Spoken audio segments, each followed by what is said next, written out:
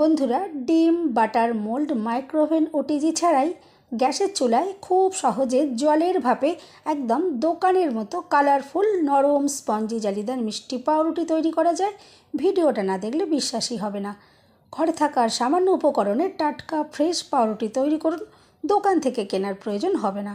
আর রুটি দেখে বুঝতেই পারছেন কতটা নরম স্পঞ্জি জালিদার হয়েছে। সম্পূর্ণ ভিডিও দেখতে থাকুন। রেসিপি ভালো লাগলে লাইক, শেয়ার, কমেন্ট ও সাবস্ক্রাইব করে পাশে থাকবেন। দেখে নেওয়া যাক আজকের রেসিপি। নমস্কার বন্ধুরা, আমি পাপড়ি পদ্মাবতী ফুড ক্রিয়েশনে আপনাদের সবাইকে স্বাগত। পাউরুটি তৈরি করার জন্য প্রথমেই আমি একটা জায়গা নিয়ে নিলাম। এরপর নিয়ে নিচ্ছি 2 কাপ ময়দা আমি একটা ছাঁকনির মধ্যে নিয়ে নিলাম। একটু চেলে নিতে হবে। আর বন্ধুরা, আপনারা মাপটা একটু খেয়াল রেখে তৈরি করবেন, দেখবেন একদম পারফেক্ট দোকানের মতো জালিদার নরম স্পঞ্জি পাউরুটি নিজের হাতেই বানাতে পারবেন। দিয়ে দিচ্ছি স্বাদ মতো নুন, তবে তুলনামূলক একটু সামান্য কম নুন ইউজ করতে হবে পাউরুটিতে। আর দিয়ে দিচ্ছি 2 চামচ চিনি। আমি এখানে গোটা চিনি ব্যবহার করলাম, গুঁড়ো চিনি দেওয়ার কোনোই প্রয়োজন পড়বে না। আর স্বাদ বাড়ানোর জন্য আমি এখানে দিয়ে দিচ্ছি 2 চামচ গুঁড়ো দুধ। এরপরে ভালো করে একটু সব কিছু মিশিয়ে নেব।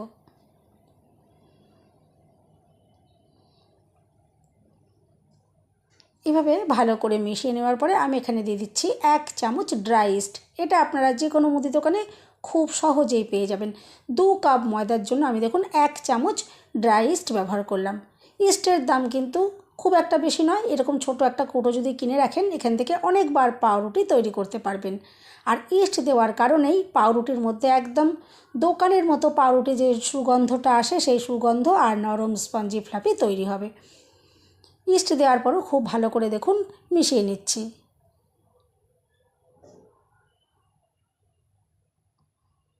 আর এখানে কোনো রকম তেল, বাটার, ঘি আমি এগুলো দিচ্ছি না। আমি সরাসরি এখানে নিচ্ছি দেখুন হালকা গরম জল। একটা আঙুল যদি চুবিয়ে রাখা হয়, 10 সেকেন্ড যাতে চুবিয়ে রাখতে পারা যায়, আঙুলের মধ্যে কোনো রকমের অসুবিধে না হয়, এরকম হালকা কুসুম গরম জল নিতে হবে। জল আমি দেখুন কিছুটা পরিমাণে দিয়ে দিলাম, আর বারে বারে অল্প অল্প করে জল দিয়ে ময়দা মেখে নেব। আর আমি জলের মাপটাও আপনাদেরকে দেখিয়ে দেবো যে কতটা জল এখানে লাগলো। এভাবে বারে বারে অল্প অল্প করে জলটা দিচ্ছি আর মেশাচ্ছি। আর আমি এখানে যেহেতু গুঁড়ো দুধ ব্যবহার করেছি, সেই জন্য এখানে জল দিয়ে মেখে নিলাম। তবে আপনারা যদি গুঁড়ো দুধ ইউজ না করেন, তাহলে এখানে হালকা গরম লিকুইড দুধ দিয়েও মেখে নিতে পারেন। আর প্রথম অবস্থায় এভাবে একটা চামচ দিয়ে মেখে নিলে আমার মনে হয় বেশি সুবিধে হয়। এই সময় মিশ্রণটা খুবই আঠালো থাকে, হাতের মধ্যে আটকে যায়, সেই জন্য একটা চামচ দিয়ে মাখলে বেশি সুবিধা হবে। দেখুন এখানে 1 কাপ সম্পূর্ণ জল আমি এখানে দিয়ে দিলাম। 1 কাপ জলই এখানে লেগেছে। আর এরপরে নিয়ে নিচ্ছি 2 চামচ সাদা তেল। আর সাদা তেল হাতের মধ্যে দেখুন একটু দিয়ে দিলাম। এখন চামচটা সরিয়ে রাখছি এখানে। এরপরে হাত দিয়ে খুব ভালো করে মেখে নিতে হবে। আর এরকম ময়দার ডোটা হালকা গরম জল দিয়ে মেখে নেওয়ার পর তারপরেই দেখুন আমি এখানে তেলের ব্যবহার করলাম। আর আপনারা তবে সাদা তেলের পরিবর্তে এখানে মেল্ট করা বাটার দিয়েও মেখে নিতে পারেন বা ঘি দিয়েও মাখতে পারেন। আমি সবার সুবিধের জন্য সাদা তেল দিয়ে দেখিয়ে দিলাম। এরপর দেখুন খুব ভালো করে ডোটা মেখে নিতে হবে। আর মাখার সময় যদি প্রয়োজন পড়ে সামান্য গুঁড়ো ময়দা একটু দিতে পারেন, বা হাতে একটু তেল মাখিয়েও কিন্তু এটা মেখে নিতে পারেন। আমি হাতে একটু তেল মাখিয়ে নিয়ে দেখুন এটা মেখে নিচ্ছি। আর কত সুন্দর একদম মসৃণ হয়ে যাবে মাখাটা যত সুন্দর হবে পাউরুটি ততটাই সুন্দর তৈরি হবে। দেখুন খুব ভালো করে আমি মেখে একটা ডো রেডি করে নিয়েছি। এরপরে হাত দিয়ে দেখুন এভাবে একটু গোল মতো করে নিচ্ছি। এখন এটা রেস্টে রেখে দেবো 10 মিনিট।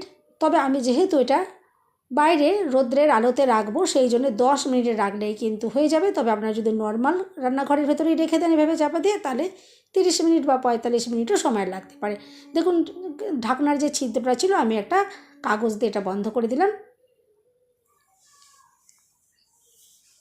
দেখুন আমি 10-12 মিনিট পর দেখাচ্ছি কত সুন্দরভাবে ফুলে উঠেছে। আর ইস্টের কোয়ালিটি যদি ভালো হয়, ইস্ট যদি কারেন্ট হয়, তাহলে দেখবেন এরকম সুন্দরভাবে ফুলে উঠবে। আর এরকম যদি সুন্দরভাবে ফুলে ওঠে তবেই কিন্তু পাউরুটি সুন্দর তৈরি হবে। যদি ফুলে না ওঠে আর এরকম জালি জালি যদি না তৈরি হয়, তাহলে কিন্তু ইস্ট আপনার হয়তো খারাপ থাকতে পারে, তাহলে সে কারণে কিন্তু পাউরুটি সুন্দর তৈরি হবে না। এরপরে আমি দেখুন এই ডোটা হাতে একটু গুঁড়ো ময়দা লাগিয়ে দেখুন বাটি থেকে বার করে নিচ্ছি। আর আলতো হাতে একটু মেখে নেবো। এরপর বেশি মাখার আর প্রয়োজন পড়বে না। গুঁড়ো ময়দা সামান্য দিয়েছি, আর দেখুন আলতো হাতে এটা একটু নাড়াচাড়া করে মেখে নিচ্ছি। আর এভাবে একটু মেখে নেওয়ার পর আবারও হাতে আমি এটা গোল পাকিয়ে রেডি করে নেব। দেখুন এভাবে গোল করে রেডি করে নিচ্ছি। আর উপরে সামান্য একটু গুঁড়ো ময়দা আমি দিয়ে দিচ্ছি, আর একটু হাত দিয়ে চেপে চেপে এটা একটু ফ্ল্যাট করে নিচ্ছি। এরপর একটা ছুরি দিয়ে দেখুন আমি টুকরো করে কেটে নিচ্ছি। আমি এখানে 4 টুকরো করে কেটে নিচ্ছি। 4টে পাউরুটি তৈরি হবে।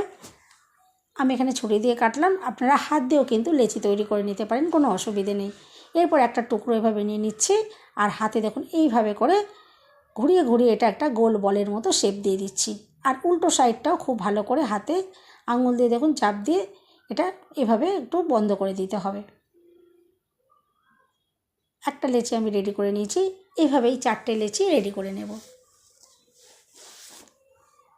এরপরে আজকে আমি বাটিতে করে পাউরুটিগুলো তৈরি করব। কোনো রকম মোল্ডের প্রয়োজন হবে না। এরকম ছোট ছোট স্টিলের বাটি আমাদের প্রত্যেকের ঘরেই থাকে। আর বাটার পেপারেরও কোনো প্রয়োজন নেই। দেখুন এভাবে একটু সাদা তেল আমি ব্রাশ দিয়ে মাখিয়ে দিলাম। যদি ব্রাশ না থাকে হাত দিয়েই মাখিয়ে দেবেন, কোনো রকমের অসুবিধা হবে না। বাটিগুলোতে অবশ্যই কিন্তু এভাবে একটু সাদা তেল মাখিয়ে নিতে হবে, বা বাটার দিয়েও কিন্তু ব্রাশ করে দিতে পারেন। এরপরে যে লেচিগুলো আমি তৈরি করে রেখেছিলাম, লেচিগুলো একে একে বাটির মধ্যে দেখুন রেখে দিচ্ছি। আর এখন দেখুন লেচিগুলো কতটা ছোট ছোট রয়েছে, বাটি থেকে অনেকটাই দেখুন ফাঁকা রয়েছে। আর এটা আবারও 10 মিনিটের জন্য আমি একটু রেস্টে রেখে দেবো। আর আবারও বলছি, যদি নর্মালভাবে রেখে দেন তাহলে কিন্তু 30 মিনিট রেখে দিতে হবে, তাহলেই সুন্দরভাবে ফুলে উঠবে। দেখুন আমি একটা এইভাবে কড়াই চাপা দিয়ে এটা রেখে দিয়েছিলাম। দেখুন কত সুন্দরভাবে বড় বড় হয়ে একদম বাটি ভর্তি হয়ে গেছে। আর এরকম বাটি যদি ভর্তি হয়ে যায় তবেই কিন্তু যখন এটা বেক করা হবে বা জলে ভাপানো হবে তখন দেখবেন একদম নরম স্পঞ্জি পাউরুটি তৈরি হবে। এরকম যদি ফুলে না ওঠে, ছোট অবস্থাতেই যদি আপনারা পাউরুটিগুলোকে রেডি করেন, তাহলে পাউরুটি কিন্তু নরম স্পঞ্জি ফ্লাফি তৈরি হবে না। এরপরে আমি ওপর থেকে একটু সামান্য ডিমের কুসুম ব্রাশ করছি। তবে আমি বলেছিলাম ডিম ছাড়া, কিন্তু আমি ময়দার যখন ডোটা মেখেছিলাম কোনো রকমের ডিমের ব্যবহার করিনি। এটা কিন্তু সম্পূর্ণ অপশনাল, আপনারা চাইলে কিন্তু এখানে কোনো কিছু ব্রাশ নাও করতে পারেন। আমি একটু কালার করার জন্য এখানটা ডিমের কুসুম ব্যবহার করলাম। তবে আপনারা ডিমের কুসুমের পরিবর্তে চিনি মেশানো লিকুইড দুধ এখানে ব্রাশ করে দিতে পারেন, চাইলে নাও দিতে পারেন। এমনিতেই দেখবেন পাউরুটির মধ্যে সুন্দর কালার আসবে।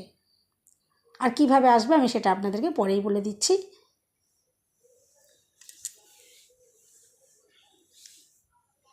দেখুন এভাবে একটু ব্রাশ করে দিলাম, আর সুন্দর দেখতে লাগার জন্য আমি একটু চেরির টুকরো দেখুন এভাবে বসিয়ে দিলাম। এগুলো কিন্তু নাও দিতে পারেন, তবে দিলে একটু দেখতে সুন্দর লাগে। বাড়িতে যদি বাচ্চারা থাকে বাচ্চাদের ভীষণ পছন্দ হবে। এরপরে যেহেতু জলের ভাপে, দেখুন আমি এখানে হাফ গ্লাস মতো জল একটা কড়াইতে দিয়েছি, একটা স্ট্যান্ড ভেতরে বসিয়ে দিয়েছি। জলটা এইভাবে ভালো করে ফুটিয়ে নিতে হবে। জলটা দেখুন খুব ভালো করে আমি ফুটিয়ে নিয়েছি। এখন পাউরুটির যে থালাটা আমি রেখেছিলাম রেডি করে, সেই থালাটার সমেত দেখুন বাটিগুলোকে এখানে বসিয়ে দিচ্ছি। আর প্রথম অবস্থায় ওপর থেকে একটা ভালো করে চাপা দিতে হবে। আমি 6 থেকে 7 মিনিট একটু এভাবে জলে ভাপিয়ে নেব। তারপর দেখুন আমি চাপাটা খুলে নিলাম। 6-7 মিনিট হয়ে গেছে। আর আমি দেখুন জলটা কতটা আছে একটু চেক করে দেখে নিই। দেখুন জলটা অনেকটা কমে গেছে, অল্প সামান্য জল রয়েছে যেহেতু, তাই আমি জলটা আর ফেললাম না। যদি জলের পরিমাণটা বেশি থেকে যায় তাহলে জলটা ফেলে দিয়ে তারপরে কড়াইটা আবারও বসিয়ে এভাবে পাউরুটিটা বেক করে নিতে হবে। আমি দেখুন জলটা যেহেতু কম রয়েছে সেজন্য জলটা আর ফেললাম না, এমনিতেই কিন্তু জলটা ওটা শুকনো হয়ে যাবে। আর শেষে আমি 30 মিনিট বেক করে নিয়েছি। আর প্রথম অবস্থায় যদি এভাবে জলে ভাপিয়ে নেওয়া হয় তাহলে এই পাউরুটিগুলো কিন্তু ভীষণ নরম স্পঞ্জি তৈরি হয়। আর পরে বেক করলাম, এর জন্য কিন্তু সুন্দর কালার এসছে। আর দেখুন এরপর আমি পাউরুটি হয়ে যাওয়ার সাথে সাথেই কিন্তু কড়াই থেকে নামিয়ে রাখতে হবে, নাহলে পাউরুটি শক্ত হয়ে যাবে। আর এভাবে নামিয়ে রাখার পরে একটু হালকা ঠান্ডা করে নিয়েছি। গরম অবস্থায় এই বাটি থেকে বার করা যাবে না, তাহলে পাউরুটি ভেঙে যেতে পারে। একটু ঠান্ডা হয়ে যাওয়ার পর দেখুন আমি বাটির থেকে বার করে নিলাম। আর দেখে তো বুঝতেই পারছেন। আর বন্ধুরা যদি ডিম ব্রাশ নাও করা হয় তাও দেখুন উল্টো সাইডটা দেখে তো বুঝতেই পারছেন যে কতটা সুন্দর কালার এসছে। উল্টো সাইডে তো ডিম ইউজ করা হয়নি, আমি ওপর দিকটায় দেখুন ডিমটা ব্রাশ করেছিলাম। তাছাড়াও কিন্তু দেখুন উল্টো সাইডেও কিন্তু পাউরুটির দুর্দান্ত কালার এসছে। আপনারা যদি ডিম ব্রাশ নাও করেন বা লিকুইড দুধ নাও ব্রাশ করেন, এরকম সুন্দর কিন্তু উল্টো সাইডে কালারটা আপনারা পেয়েই যাবেন। আর পাউরুটি কতটা যে নরম তুলতুলে হয়েছে আশা করছি আপনারা দেখে বুঝতেই পারছেন। এভাবে আপনারা অবশ্যই প্রথম 6-7 মিনিট একটু জলে ভাপিয়ে নেবেন, তারপরে পাউরুটিটা বেক করবেন। দেখবেন পাউরুটি যেমন সুন্দর কালার আসবে তেমনি নরম তুলতুলে হবে। দোকানের থেকেও অনেক ভালো পাউরুটি আপনি নিজের হাতেই কিন্তু বাড়িতে তৈরি করতে পারবেন। এরপরে পাউরুটি একটু কেটে দেখাই, দেখে তো বুঝতেই পারছেন কতটা নরম স্পঞ্জি হয়েছে। বন্ধুরা, রেসিপি ভালো লাগলে একটা লাইক দিতে একদম ভুলবেন না। চ্যানেলটা সাবস্ক্রাইব করে পাশে থাকার অনুরোধ রইল। সবাই সুস্থ থাকবেন, ভালো থাকবেন। দেখা হবে নেক্সট ভিডিওতে। নিজস্ব রান্নাঘরে একদম ফ্রেশ উপকরণগুলো দিয়ে আপনারা বাচ্চাদের জন্য এভাবে কিন্তু পাউরুটি বানাতেই পারেন। আর এই পাউরুটি কিন্তু অনেকটাই স্বাস্থ্যকর হবে দোকানের তুলনায়। আর পাউরুটির কোয়ালিটি দেখে তো বুঝতেই পারছেন যে কতটা নরম স্পঞ্জি আর জালিদার তৈরি হচ্ছে, একদম তুলোর বলের মতো তৈরি হবে। এভাবে অবশ্যই একবার ট্রাই করতে পারেন। আশা করছি আজকের রেসিপি আপনাদের ভালো লাগলো। আর আরেকটা পাউরুটি একটু ভেঙে দেখিয়ে দিই, দেখুন ভেতর থেকে কতটা যে জালিদার আর সুন্দর তৈরি হয়েছে। এভাবে অবশ্যই একবার ট্রাই করতে পারেন।